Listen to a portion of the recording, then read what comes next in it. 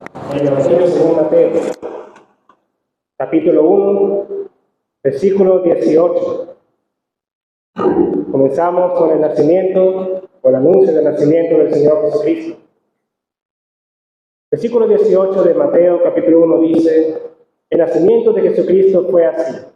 Estando desposada María, su madre, con José, antes que se juntasen, se halló que había concebido del Espíritu Santo. José, su marido, como era justo y no quería infamarla, quiso dejarla secretamente. Y pensando él en esto, he aquí un ángel del Señor le apareció en sueños y le dijo: José, hijo de David, no temas recibir a María tu mujer, porque lo que en ella es engendrado del Espíritu Santo es, y dará a luz un hijo, y llamará su nombre Jesús, porque él salvará a su pueblo de sus pecados.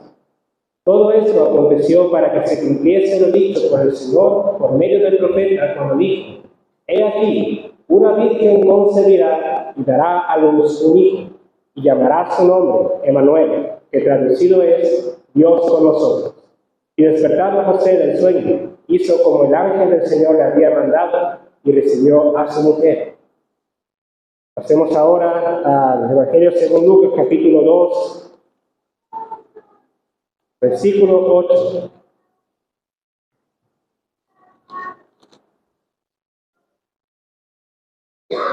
Y esto antes, dice el versículo 8 del capítulo 2 de Lucas: había pastores en la misma región que velaban y guardaban las vigilias de la noche sobre su rebaño. Y he aquí se les presentó un ángel del Señor, y la gloria del Señor los rodeó de resplandor, y tuvieron gran temor. Pero el ángel les dijo: no temáis, porque he aquí os doy nuevas de gran gozo, que será para todo el pueblo, que os ha nacido hoy en la ciudad de David un Salvador, que es Cristo el Señor. Esto os servirá de señal: hallaréis al niño envuelto en pañales, acostado en un pesebre. Y repentinamente apareció con el ángel una multitud de las huestes celestiales que alababan a Dios y decían: gloria a Dios en las alturas, y en la tierra paz, buena voluntad para con los hombres. Sucedió que cuando los ángeles se fueron de ellos al cielo, los pastores se dijeron unos a otros: pasemos pues hasta Belén y veamos esto que ha sucedido y que el Señor nos ha manifestado. Vinieron pues apresuradamente y hallaron a María y a José y al niño acostado en el pesebre. Y al verlo, dieron a conocer lo que se les había dicho acerca del niño. Y todos los que oyeron se maravillaron de lo que los pastores les decían. Ahora volvemos a Mateo, esta vez en el capítulo 3, versículo 16. Dice: y Jesús, después que fue bautizado, subió luego del agua, y he aquí los cielos le fueron abiertos, y vio al Espíritu de Dios que descendía como paloma y venía sobre él. Y hubo una voz de los cielos que decía: este es mi Hijo amado, en quien tengo complacencia. Rápidamente en Marcos capítulo 16, versículo 16. Respondiendo Simón Pedro, le dijo a Jesús: tú eres el Cristo, el Hijo del Dios viviente. Ahora en Juan capítulo 6, versículo 68, que sería el equivalente a lo que leímos en Mateo. Le respondió Simón Pedro: Señor, ¿a quién iremos? Tú tienes palabras de vida eterna, y nosotros hemos creído y conocemos que tú eres el Cristo, el Hijo del Dios viviente. Rápidamente también en este mismo Evangelio, primer capítulo, primera de Juan, capítulo 1, el Evangelio según Juan, capítulo 1, versículo 4. En él, esto es Cristo, en él estaba la vida, y la vida era la luz de los hombres. La luz en las tinieblas resplandece, y las tinieblas no prevalecieron contra ella. Ahora Isaías, capítulo 9.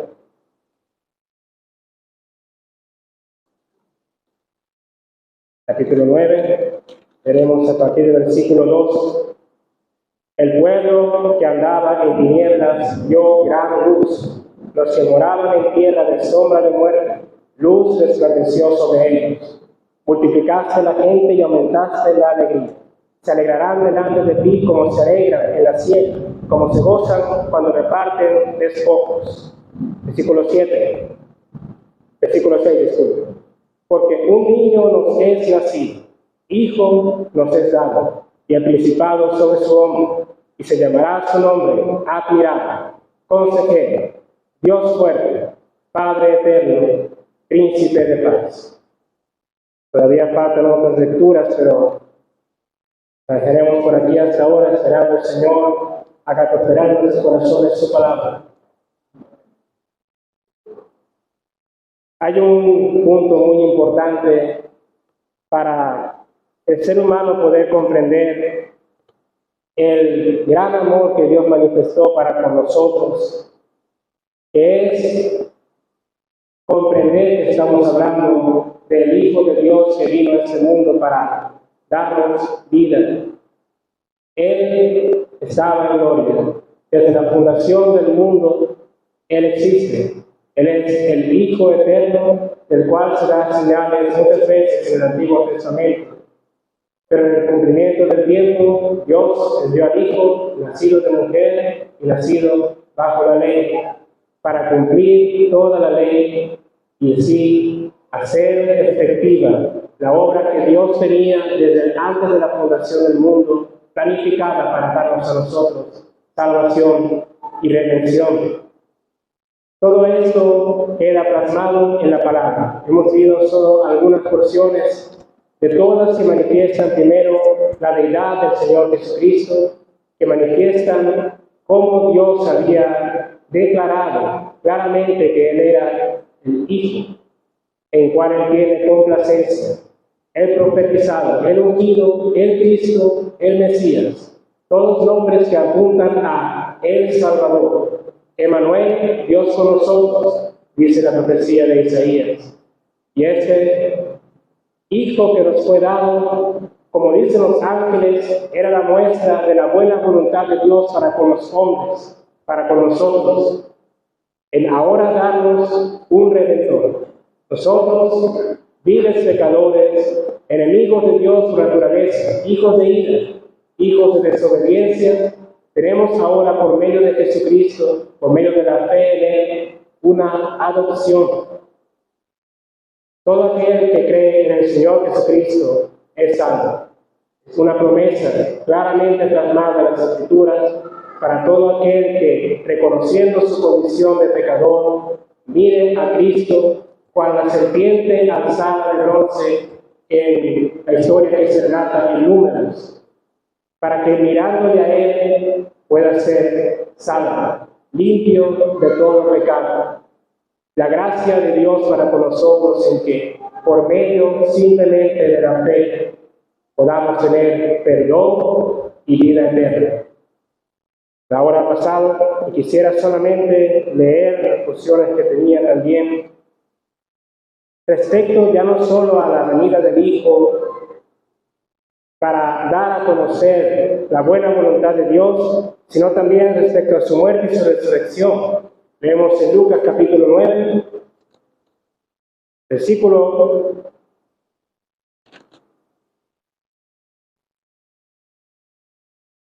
22. El Señor Jesucristo diciéndole a los discípulos: es necesario que el Hijo del Hombre padezca muchas cosas y sea desechado por los ancianos, por los principales sacerdotes y por los escribas, y que sea muerto y resucite al tercer día. Respecto a la necesidad de que el Cristo tuviese que padecer, leemos en Isaías capítulo 53, leemos en el versículo 10 y 11. Isaías 53, versículo 10. Con todo eso, Jehová quiso quebrantarlo, sujetándole a padecimiento. Cuando haya puesto su vida en expiación por el pecado, verá linaje. Vivirá por largos días, y la voluntad de Jehová será en su mano prosperar. Verá el fruto de la aflicción de su alma, y quedará satisfecho. Por su conocimiento justificará a mi siervo justo a muchos, y llevará las iniquidades de ellos. Atrás, en el versículo 4 dice: ciertamente llevó Él nuestras enfermedades y sufrió nuestros dolores. Y nosotros le tuvimos por azotado, por herido de Dios y abatido. Mas Él herido fue por nuestras rebeliones, molido por nuestros pecados. El castigo de nuestra paz fue sobre él, y por su llaga fuimos nosotros curados. Leemos ahora en Lucas capítulo 24, versículos 2. Respecto a las mujeres que fueron al sepulcro, dice versículo 2, hallaron removida la piedra del sepulcro, y entrando no hallaron el cuerpo del Señor Jesús. Aconteció que estando ellas perplejas por esto, he aquí se pararon junto a ella dos varones con vestiduras resplandecientes. Y como tuvieron temor y bajaron el rostro a tierra, les dijeron, ¿por qué buscáis entre los muertos al que vive? No está aquí, sino que ha resucitado. Vemos ahora el versículo 36 de este mismo capítulo. Mientras los discípulos aún hablaban de estas cosas, Jesús se puso en medio de ellos y les dijo, paz a vosotros. Versículo 44. Estas son las palabras que os hablé, estando aún con vosotros, que era necesario que se cumpliese todo lo que está escrito de mí en la ley de Moisés, en los profetas y en los salmos.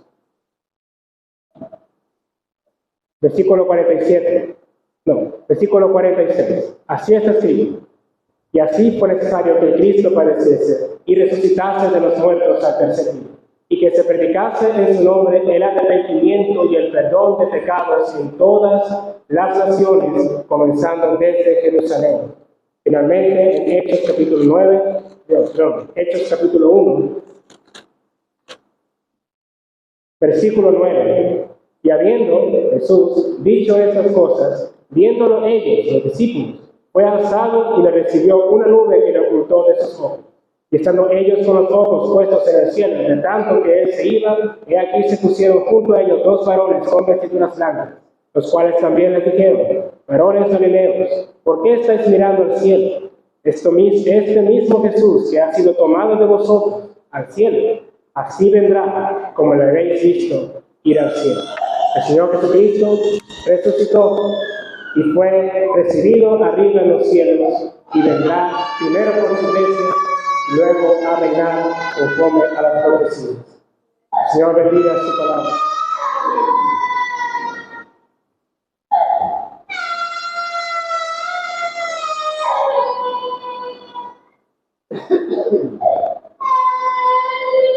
Bueno, vamos a continuar.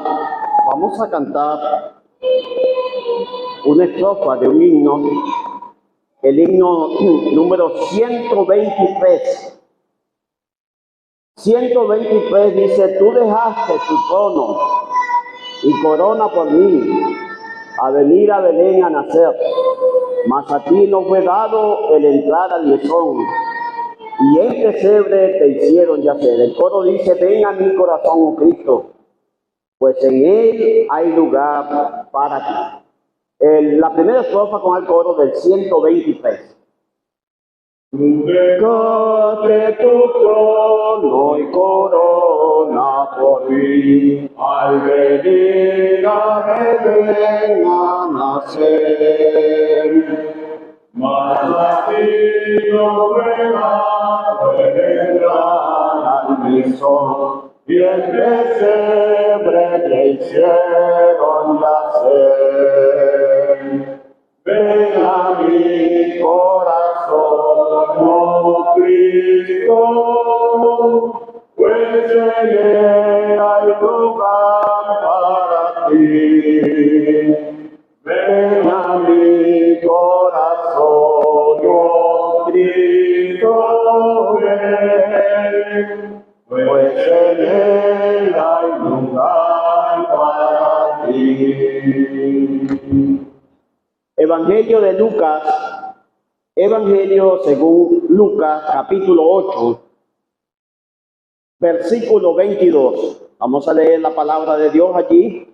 Evangelio de Lucas 8:22. Aconteció un día que entró en una barca con sus discípulos y les dijo, pasemos al otro lado del lago. Y partieron. Pero mientras navegaban, él se durmió y se desencadenó una tempestad de viento en el lago y se anegaban y peligraban. Y vinieron a él y le despertaron diciendo: Maestro, maestro, que perecemos. Despertando él, reprendió al viento y a las olas, y cesaron, y se hizo bonanza. Él les dijo: ¿dónde está vuestra fe? Y atemorizados se maravillaban y decían unos a otros: ¿quién es este que aún los vientos y las aguas manda y le obedecen? Hasta acá, que el Señor prospere su palabra. Amén. Bueno, apreciados oyentes, yo quiero en esta noche, con la ayuda del Señor, rápidamente decir dos cosas de este pasaje que hemos leído. Como ustedes saben, la gran mayoría de los escritores de la Biblia le dicen a esto, y con toda razón: Jesús calma la tempestad. En el Evangelio de Marcos relata con más precisión este hecho. Y allí en ese Evangelio aparecen tres cosas grandes: la gran tempestad, la gran bonanza que después se hizo, y también el gran temor que ellos tenían. Pero yo quiero, en primer lugar, decir el hecho de que el Señor se durmió. Y la pregunta que surge: ¿quién se duerme en una tempestad? No es verdad que esto estuviera como fuera de lugar, hablando humanamente, por supuesto.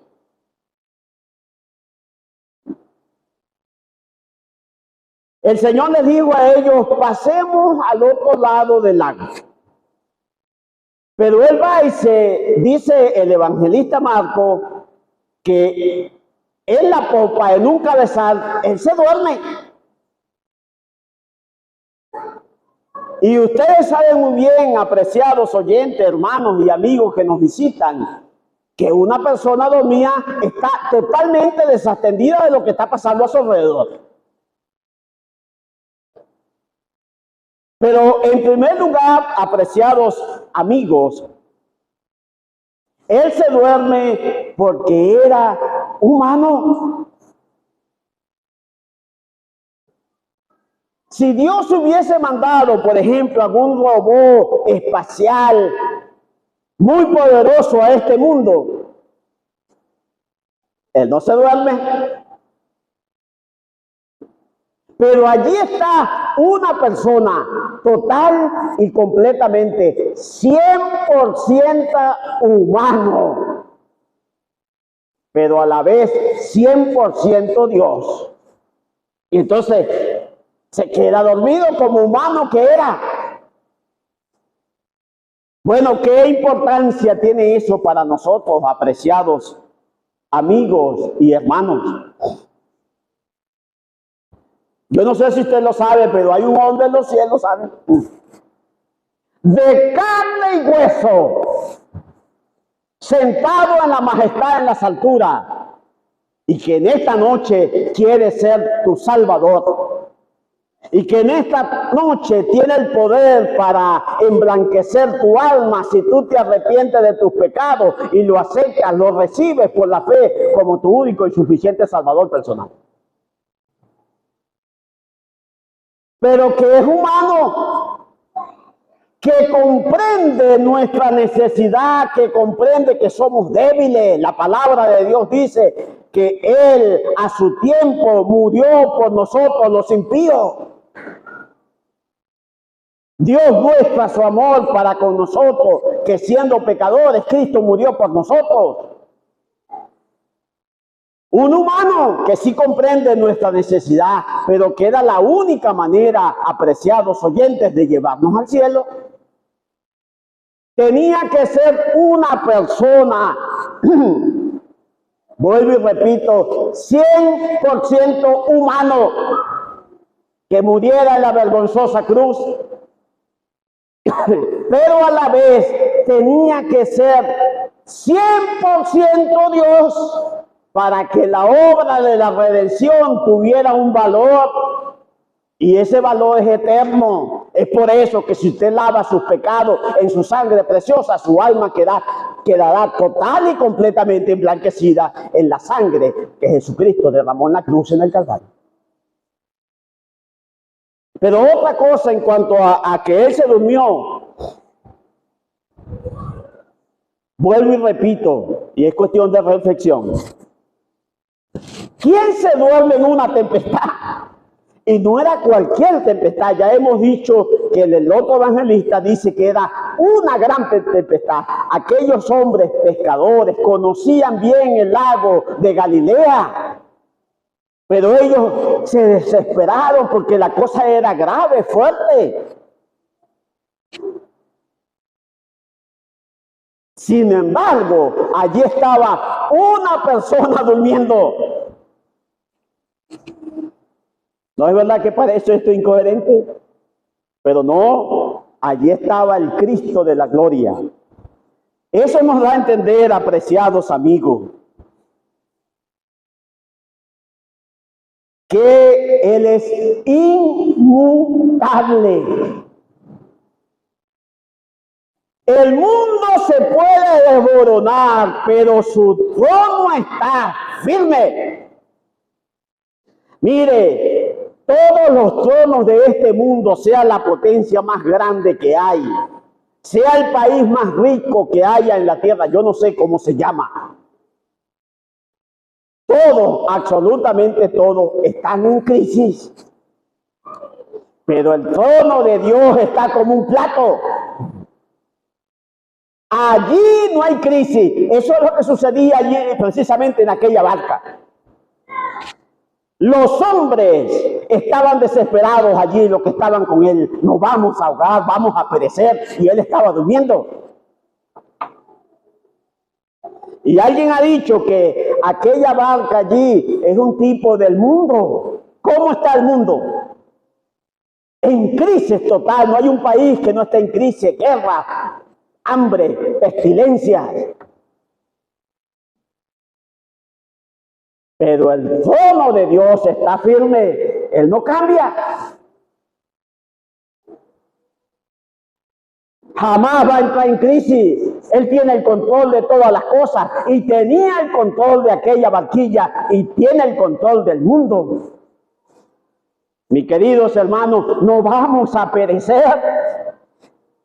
El problema somos nosotros, no Él. Él tiene el control. Y lo seguirá teniendo. La gente se pregunta, ¿dónde está Dios? En su trono, como siempre lo ha estado. Y aquella persona estaba durmiendo. Vamos a hablar criollamente, tranquilazo. ¿Por qué? Porque él tenía el control. Pero a la vez eso nos da con claridad que podemos confiar plenamente en Él, que Él no va a cambiar. Su trono va a ser firme. ¿Por cuánto? Por la eternidad. Y Él, por ejemplo, hoy dice algo, mañana, no es como los políticos, mañana dicen otra cosa. No, Señor. Él dijo, el que oye mi palabra y crea al que me envió, tiene vida eterna y no vendrá condenación, mas ha pasado de muerte a vida. Eso, ¿por cuánto tiempo va a estar? Por toda la eternidad, mi amigo. Y si tú en esta noche miras por la fe al Calvario, ves a Cristo muriendo en tu lugar y por la fe entras por la puerta que es Cristo, con un corazón quebrantado como está aquí, reconociendo tus pecados y lavas tus pecados en su sangre preciosa. ¿Por cuánto tiempo Él te va a salvar? Por toda la eternidad. Su palabra es firme, se puede confiar plenamente en Él. Pero otra cosa que quería decir, ya es en cuanto a sus discípulos. Por lo general nosotros leyendo esta escritura, esta porción, nosotros le caemos encima a los discípulos, ¿no es verdad? Siempre. Qué falto de fe son estos hombres, estando el Rey del mundo allí, el creador y sustentador de todas las cosas. ¿Por qué dudan? Pero ellos hicieron algo bueno. Fueron a despertarlo y a decirle: Señor, ten cuidado, vamos a perecer. En otras palabras, acudieron a la única persona que los podía sacar de aquella tormenta. Mi apreciado oyente, eso es lo que tú tienes que hacer hoy. Acudir al Cristo que murió en la cruz por tus pecados, pero que no quedó en la tumba, no quedó en la cruz, resucitó y vive por los siglos de los siglos. Y Él tiene el poder para transformar tu vida, para perdonarte todos tus pecados. Su sangre está vigente y puede y quiere perdonarte y llevarte al cielo. Pero tienes que hacer como los discípulos. Acudieron a Él, se dieron cuenta de su incapacidad. No podemos, vamos a perecer, estamos en peligro. Y fueron al Cristo y le despertaron: Señor, vamos a perecer. Y Él se levantó, reprendió al viento y a las olas, y dice: se hizo gran bonanza. Ellos se quedaron sorprendidos. ¿Quién es este que aún los elementos, los vientos y el mar le obedecen? Amigo, Él es el sustentador de todas las cosas. Sustenta todas las cosas con la palabra de su poder, y Él no cambia. Y en esta noche Él quiere ser tu Salvador. Murió en la cruz por tus pecados, derramó su sangre preciosa, pero resucitó y vive por los siglos de los siglos. Conviértalo tú en esta noche en tu Salvador, en tu Señor, desde hoy por toda la eternidad. Que Él te ayude y Él prospere en su palabra. Amén.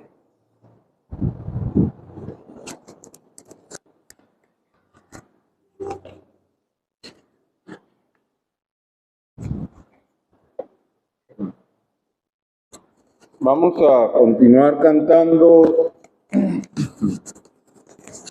el himno 71. El himno 71 dice: lleno de angustia y temores, en brava y oscura mar, el hombre perdido navega cual barco en la tempestad. Olas del mal le rodean,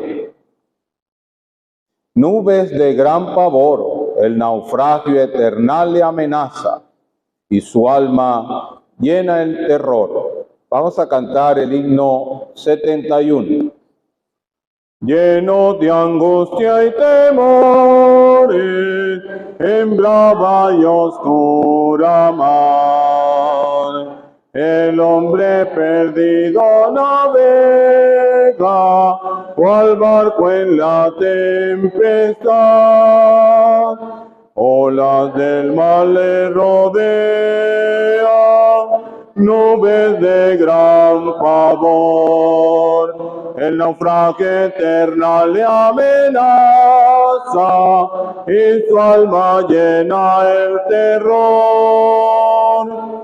Mira turbado tu Salvador, cerca está.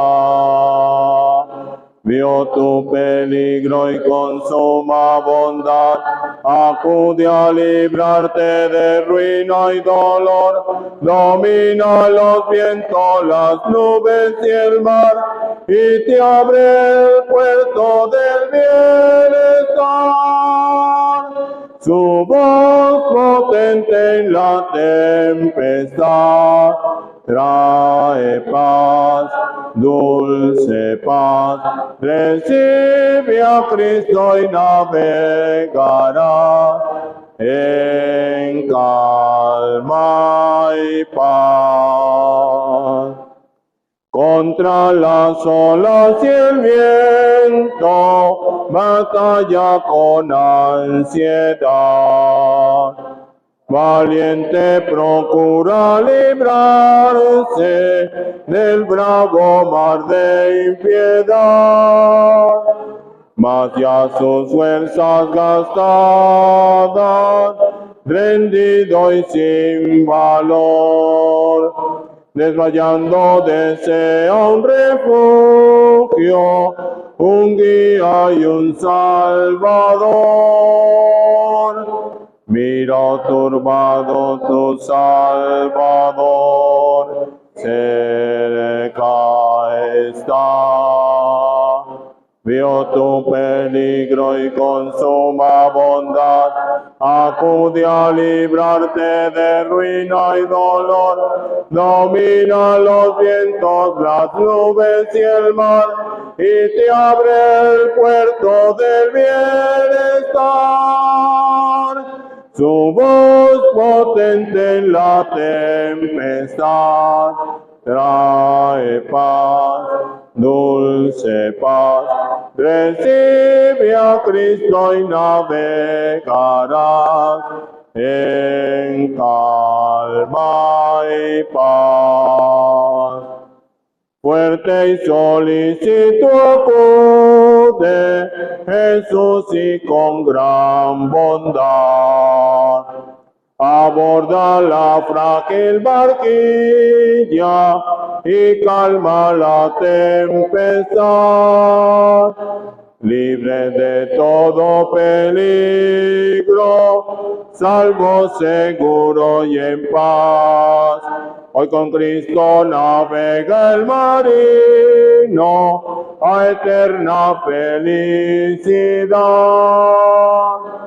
Mira turbado tu Salvador, cerca está. Vio tu peligro y con suma bondad acude a librarte de ruina y dolor. Domina los vientos, las nubes y el mar, y te abre el puerto del bienestar. Su voz potente en la tempestad trae paz, dulce paz. Exhibe a Cristo y navegarás en calma y paz. Leamos en el libro de Job capítulo 36. Libro de Job capítulo 36.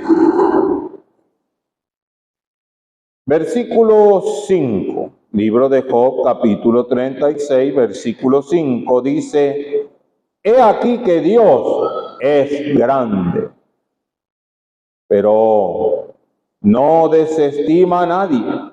Es poderoso en fuerza y sabiduría.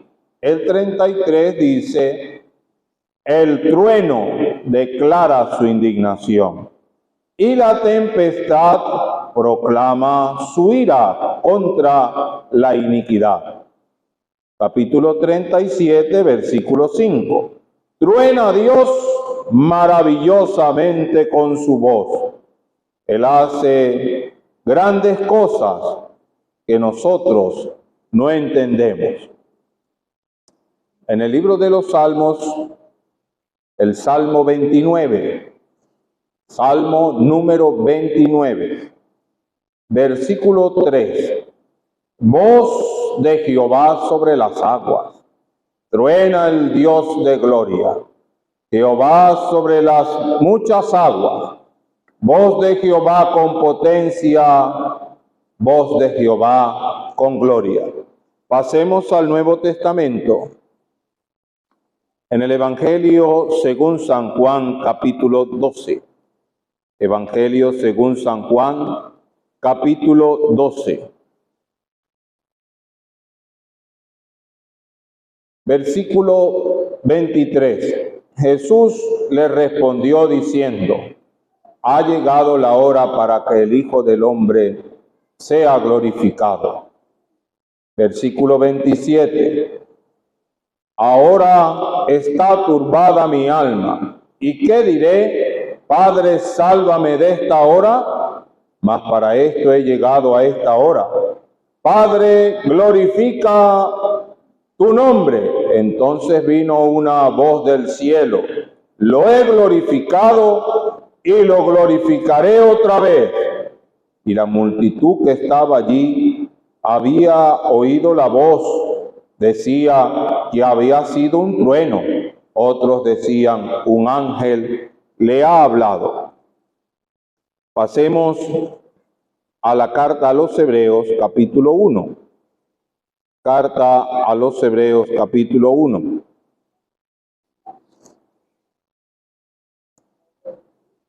Dice: Dios, habiendo hablado muchas veces y de muchas maneras en otro tiempo a los padres por los profetas, en estos postreros días nos ha hablado por el Hijo, a quien constituyó heredero de todo y por quien asimismo hizo el universo, el cual, siendo el resplandor de su gloria, la imagen misma de su sustancia, y quien sustenta todas las cosas con la palabra de su poder, y habiendo efectuado la purificación de nuestros pecados por medio de sí mismo, se sentó a la diestra de la majestad de las alturas, hecho tan superior a los ángeles, cuanto heredó más excelente nombre que ellos, porque a cuál de los ángeles dijo Dios jamás: mi hijo eres tú, yo te he engendrado hoy. Y otra vez: yo seré a él padre y él me será a mí hijo. Y otra vez, cuando introduce el primogénito en el mundo, dice: adórenle todos los ángeles de Dios.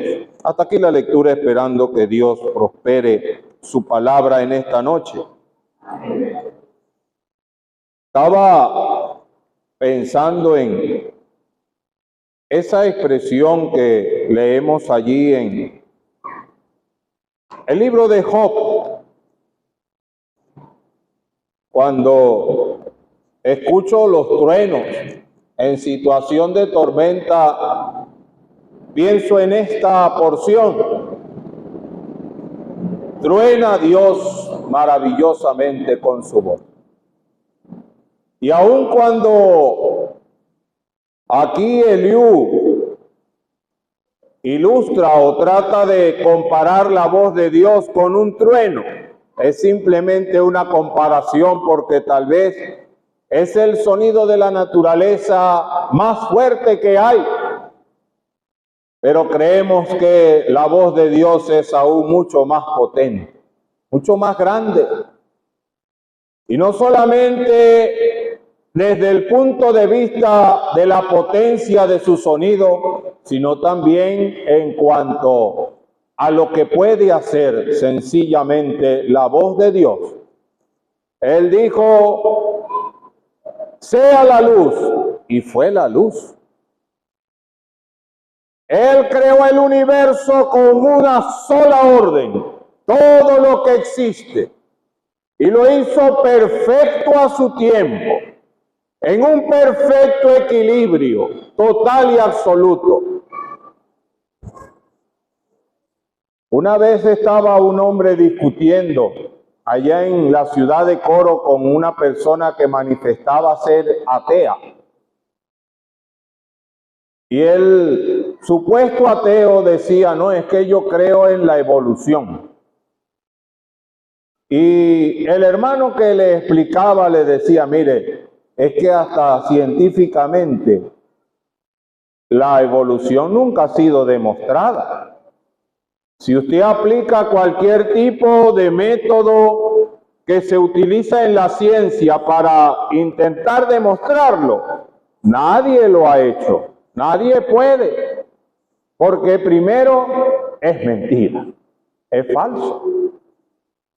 Y aquel hombre insistía, y él decía al hermano: mire, es que fue Dios en su majestad. Usted no ve lo complejo del universo. ¿Cómo puede ser esto producto del azar? Porque la base principal de la evolución es el azar. ¿Cuántas millones de veces se necesita en un proceso donde probabilístico para que se repita la misma situación? Por ejemplo, en algo tan pequeño como el flagelo bacteriano, que solamente se compone de 13 proteínas, para que pueda funcionar correctamente. Millones y millones de veces la probabilidad. Imagínense todo el cuerpo humano, todo el universo. Y el hombre insistía. Y en una de esas él le dice, mire usted, ¿qué le parece este reloj que yo tengo? Cambiando un poco el tema. Oye, está bonito ese reloj. ¿Qué marca es? Ese es de aquí del Médano. ¿Del Médano? Sí, yo iba caminando por los médanos de Coro y me lo conseguí. Las partículas de los médanos se fueron uniendo y se fueron conformando y salió este reloj.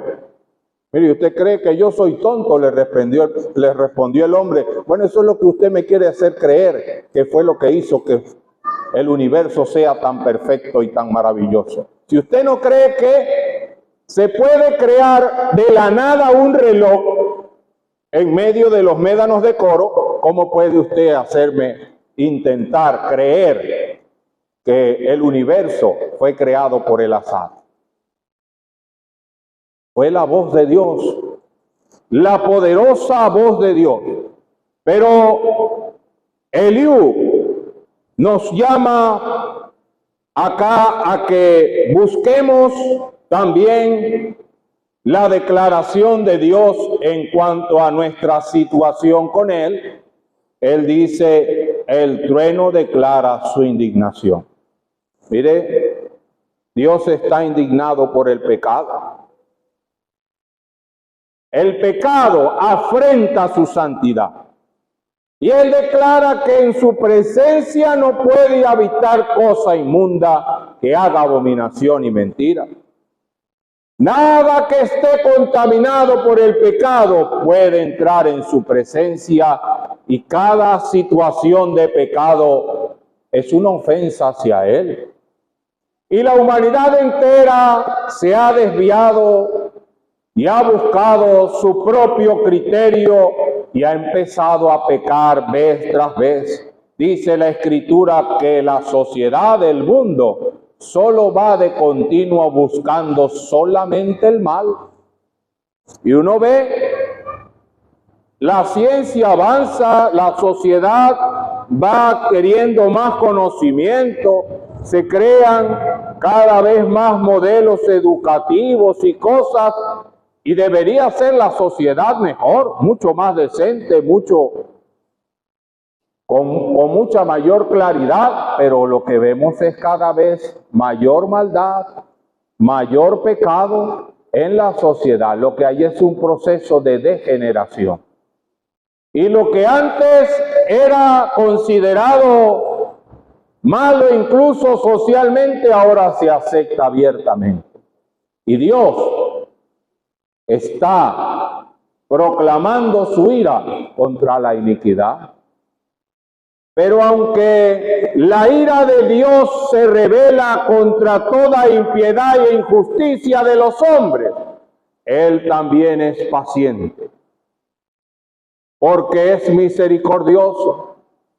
Él es paciente para con toda la humanidad, no queriendo que ninguno perezca, sino que procedan al arrepentimiento.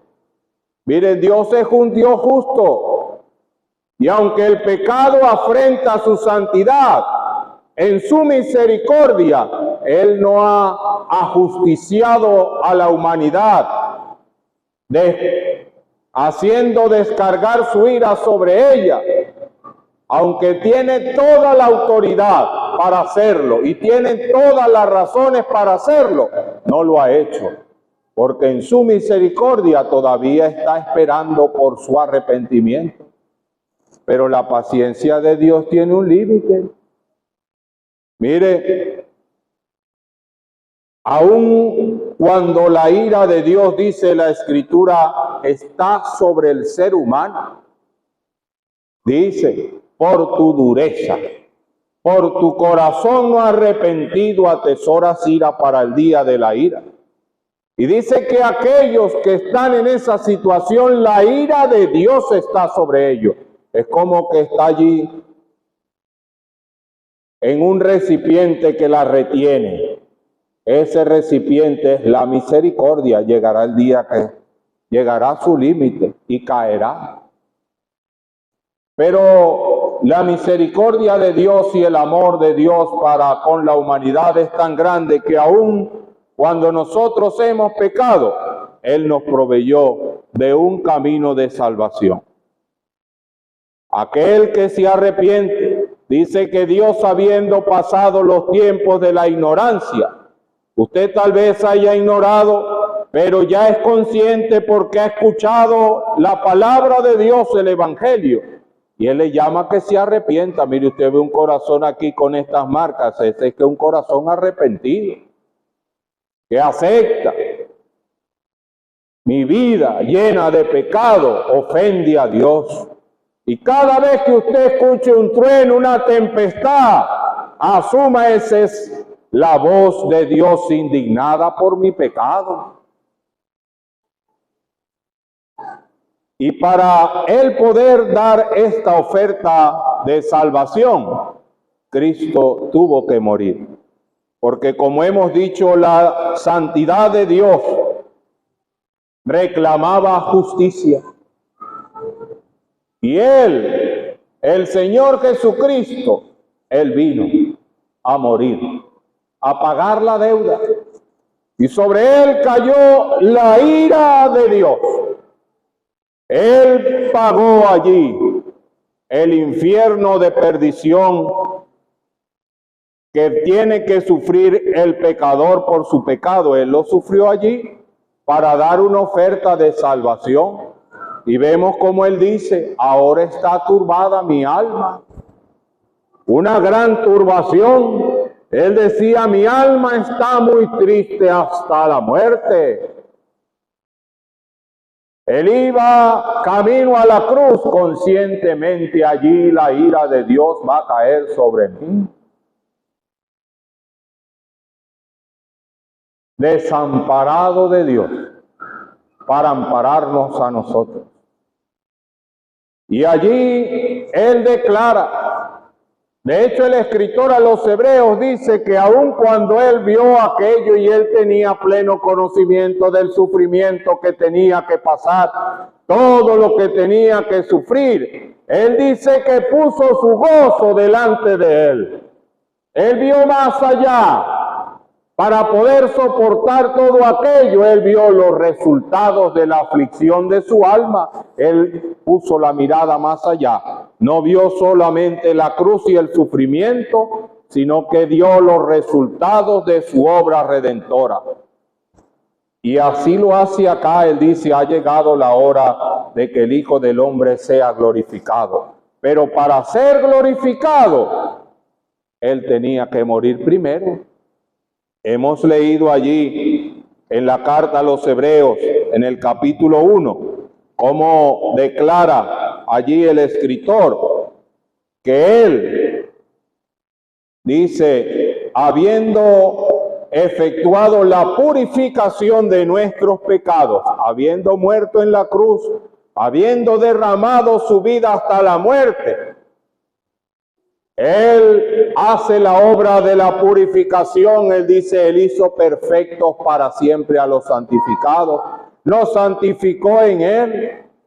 Aquellos que nos arrepentimos de nuestros pecados y le aceptamos como Señor y Salvador, la sangre de Jesucristo, su Hijo, nos limpia de todo pecado, nos purifica, nos santifica, habiéndonos purificado de nuestros pecados, por medio de sí mismo se sentó a la diestra de la majestad de las alturas. Él fue glorificado. El Dios del cielo dijo con una voz como de trueno, lo he glorificado y lo glorificaré otra vez. Mire, más adelante allí en el capítulo 2, Él dice, pero vemos a aquel que fue hecho un poco menor que los ángeles, a Jesús, coronado de gloria y de honra, a causa de sus padecimientos, de su muerte, para que por la gracia de Dios gustase la muerte por todos. Y aunque, como dice también acá, no vemos que todas las cosas le sean sujetas, llegará el día en que Él viene a reinar. Él resucitó en el poder de una vida indestructible.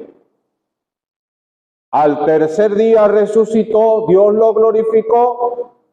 Como decía el hermano Humberto, mire, allá en el cielo hay un hombre en el poder de una vida indestructible, uno que murió y que resucitó y que lleva las marcas de nuestra redención eternamente.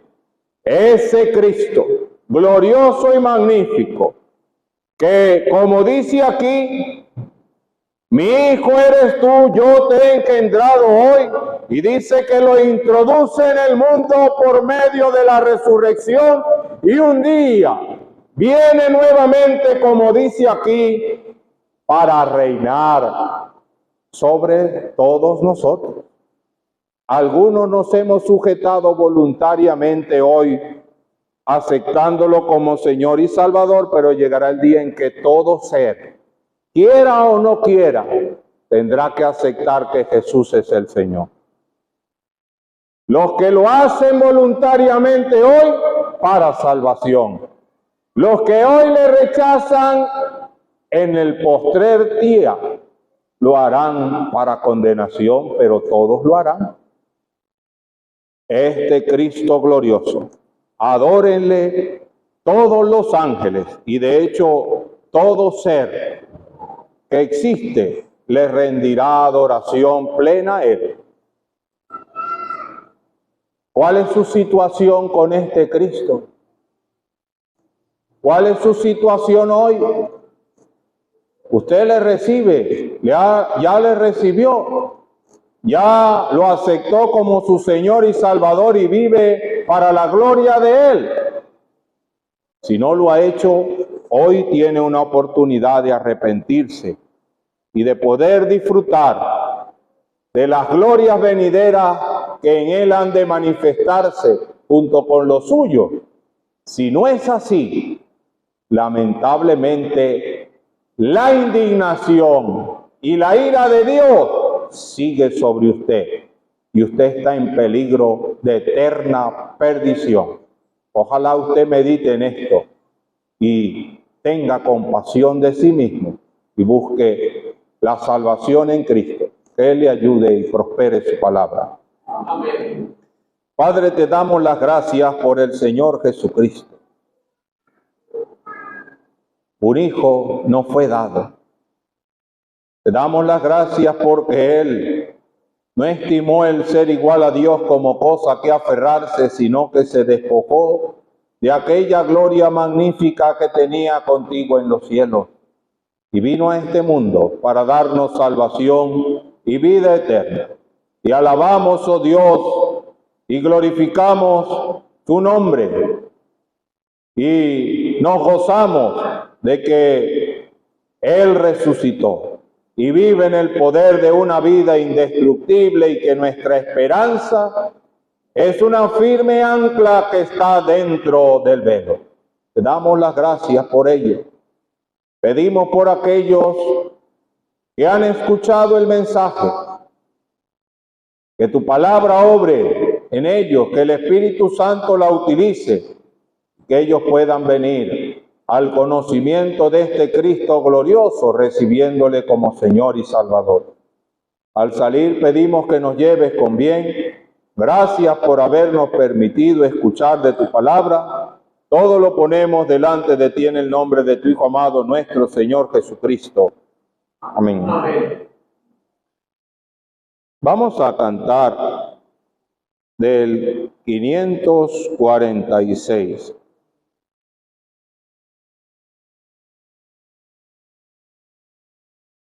Vamos a cantar solamente 2 estrofas de este himno. Vamos a cantar la primera y la última. Perdón, la primera y la tercera. La tercera dice: cuando recuerdo del amor divino que desde el cielo al Salvador envió, aquel Jesús que por salvarnos vino y en una cruz sufrió, por mí murió. Cantemos la primera y la tercera estrofa del 546 y luego escucharemos algunos anuncios. Señor mi Dios, al contemplar los cielos, el firmamento y las estrellas vi, al oír tu voz, en los potentes truenos y ver brillar el sol en su cenit. Mi corazón entona la canción, cuán grande es Él, cuán grande es Él. Mi corazón entona la canción, cuán grande es Él, cuán grande es Él. Cuando recuerdo del amor divino que desde el cielo al Salvador envió, aquel Jesús que por salvarnos vino y en una cruz sufrió por mí, murió. Mi corazón entona la canción, cuán grande es Él, cuán grande es Él. Mi corazón entona la canción, cuán grande es Él, cuán grande es Él.